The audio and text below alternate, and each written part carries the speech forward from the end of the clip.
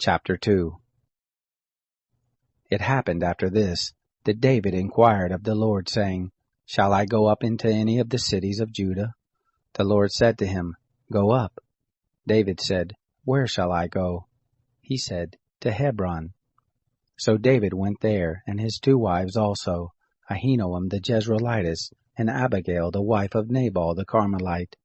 His men who were with him David brought also, every man with his household, and they lived in the cities of Hebron. The men of Judah came, and there they anointed David king over the house of Judah. They told David, saying, The men of Jabesh Gilead were those who buried Saul. David sent messengers to the men of Jabesh Gilead, and said to them, Blessed are you of the Lord, that you have shown this kindness to your Lord, even to Saul, and have buried him. Now the Lord show loving kindness and truth to you, and I also will return this kindness to you, because you have done this thing. Now therefore let your hands be strong, and be valiant, for Saul your Lord is dead, and also the house of Judah have anointed me king over them. Now Abner, the son of Ner, captain of Saul's host, had taken Ishbosheth, the son of Saul, and brought him over to Mahanaim. And he made him king over Gilead, and over the Asherites, and over Jezreel, and over Ephraim, and over Benjamin, and over all Israel.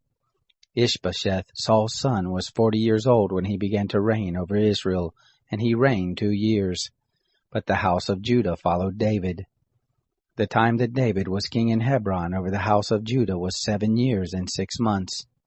Abner, the son of Ner, and the servants of Ishbosheth, the son of Saul, went out from Mahanaim to Gibeon.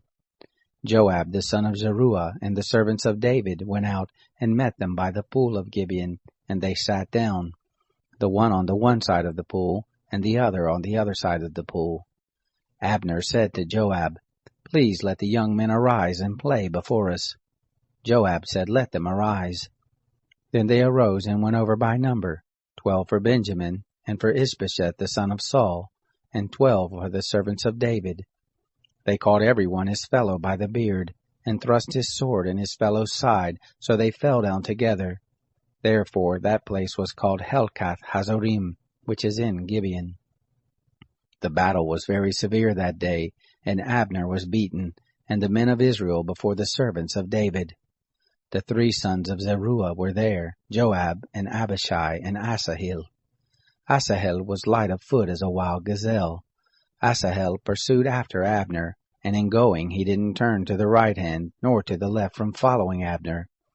Then Abner looked behind him and said, Is it you, Asahel? He answered, It is I. Abner said to him, Turn aside to your right hand or to your left, and lay hold on one of the young men and take his armor. But Asahel would not turn aside from following him. Abner again said to Asahel, Turn aside from following me. Why should I strike you to the ground? How then should I hold up my face to Joab your brother? However, he refused to turn aside. Therefore Abner, with the back end of the spear, struck him in the body, so that the spear came out behind him, and he fell down there and died in the same place. And it happened that as many as came to the place where Asahel fell down and died stood still. But Joab and Abishai pursued after Abner, and the sun went down when they were come to the hill of Ammah, that lies before Giah by the way of the wilderness of Gibeon. The children of Benjamin gathered themselves together after Abner, and became one band, and stood on the top of a hill. Then Abner called to Joab and said, Shall the sword devour forever?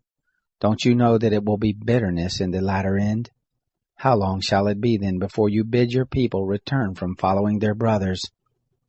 Joab said, As God lives, if you had not spoken, surely then in the morning the people had gone away, nor followed every one his brother. So Joab blew the trumpet, and all the people stood still, and pursued after Israel no more, neither fought they any more. Abner and his men went all that night through the Arabah, and they passed over the Jordan, and went through all Bithron, and came to Mahanaim. Joab returned from following Abner, and when he had gathered all the people together, there lacked of David's servants 19 men, and Asahel.